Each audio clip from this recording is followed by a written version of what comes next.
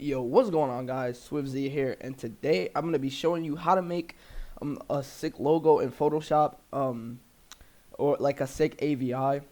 So if you want to make something like this, this actually isn't too bad. This is actually a pretty nice logo, and it took me like 5 minutes to make, not even, probably I don't know, but this is how. If you want something like this, well, I'll show you guys how to make it and how to use magic bullets and stuff, all the simple kind of things that you could do. All right, so you want to go to Photoshop. You're gonna need Photoshop for this, obviously, and yeah. So let me just open up my Photoshop. I'm gonna close this out. Actually, I don't need Magic Bullets open right now. So yeah. So I'm gonna show you how to make this logo because I just made that. So I'm gonna wait till my computer loads. All right. So I just made this, so I'm gonna actually control Z everything until like it's from the beginning.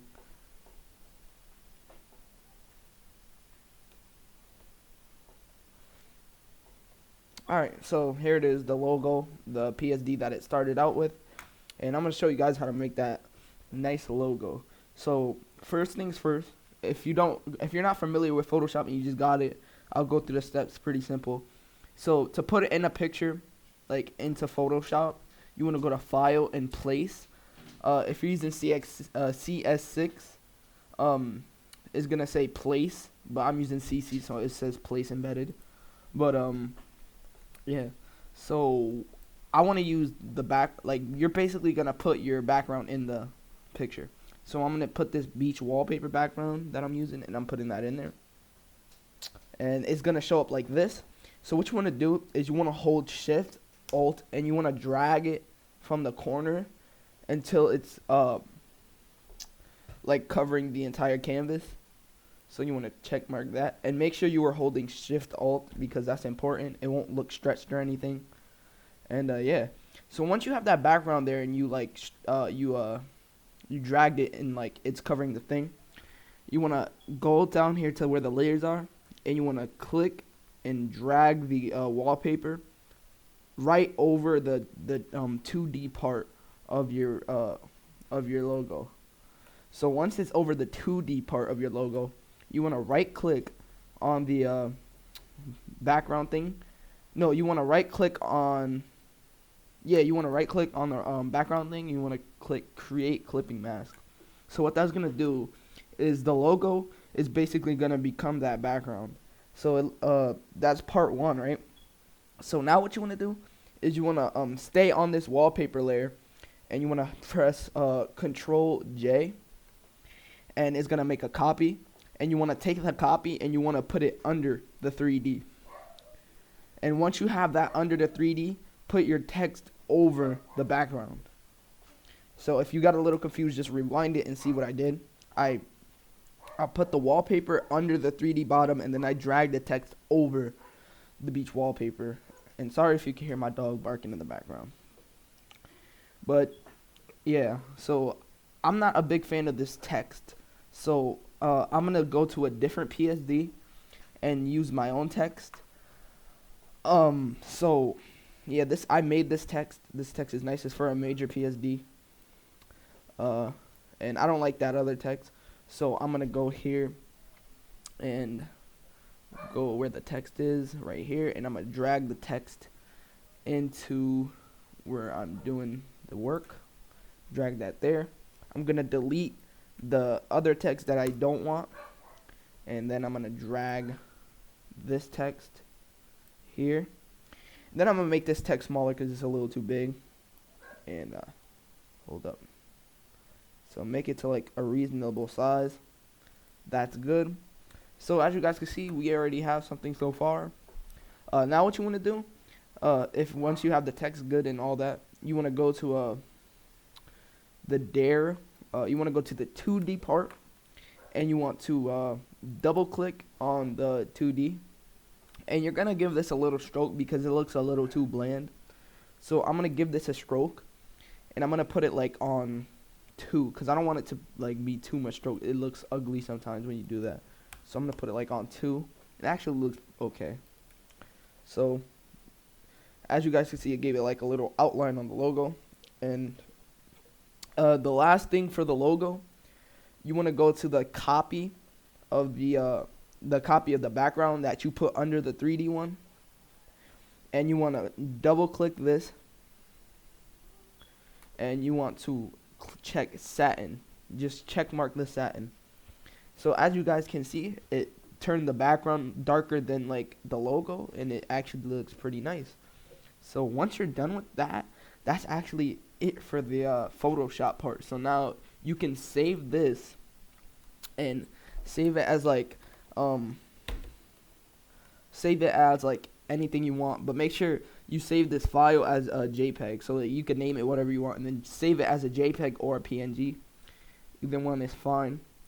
Then you're gonna save that, but I already have it right here, so I don't need to save it, but you guys need to save yours. So make sure you have this in your files. Now what you want to do is you want to open that. So yeah, you want to open that over here, like, so go to file, open, and then open that logo you just saved. So mine is right here, so open that logo, and then you should have it like over here by itself with no other layers or anything. Now you want to this is where magic bullet looks comes in play. So you want to go to filter, magic bullet looks, and you guys might not have magic bullet looks. You actually have to download this. You can get it for free. All you gotta do is look up how to get magic bullet looks for free. It's easy. So once you have magic bullet looks, go through the process. I can't do it because I don't want to make this video too long. Just go to magic bullet looks, and it's gonna open with your picture right there. So as you guys can see, magic bullet looks opened with my picture right here. So first thing you always want to do is you want to go to control, make sure you're on the subject tab, and then you want to drag down until you see pop, which is right here. Drag that onto this panel over here, and then this little menu thing is gonna pop up. What you want to do is you want to drag the pop up all the way to the max and drag the size up all the way to the max. So it should be 100 and 300. So the pop should be 100 and the size should be 300. And then it's going to look a little bit cleaner. Now what you want to do is you want to go back to controls. And this time you want to go to lens, the lens tab. I would give it a chromatic aberration because that always looks nice. It's like a 3D kind of effect thing. So I'll put this up like 1.100. That looks pretty cool. You're done with that. Now go to stay on the lens tab, go to haze/flare, and drag that onto next to the chromatic aberration. I would put the color to like white, since like depending on like the background and like the environment of the logo, like certain colors should go in certain places. So I'm making it white since it's like a kind of white, like a bright environmental background. And once that's good, you want to put the softness up to 100. Sorry guys. Put the softness up to 100, and the reach, you don't need to mess with the reach. Our reflection exposure, turn that down a little bit, like a little tiny bit. Yeah, you're done with that. Go to control. You can put anamorphic flare. That always looks nice as well. I'm gonna make it white, and then I'm gonna put the size down because it's too much. A little bit more. Yeah, that actually, I'll put it up a little bit more. Alright guys, that's actually it. So as you guys can see, it looks pretty nice, and yeah, that's really it. Magic Bullet looks really helps when it comes to designing. It went from like something very bland to something very nice. And yeah, so that's really it, guys. This is how you make logos or AVIs. I'll do a 3D tutorial. I never usually do tutorials on this channel, so like this is consider this a rare thing.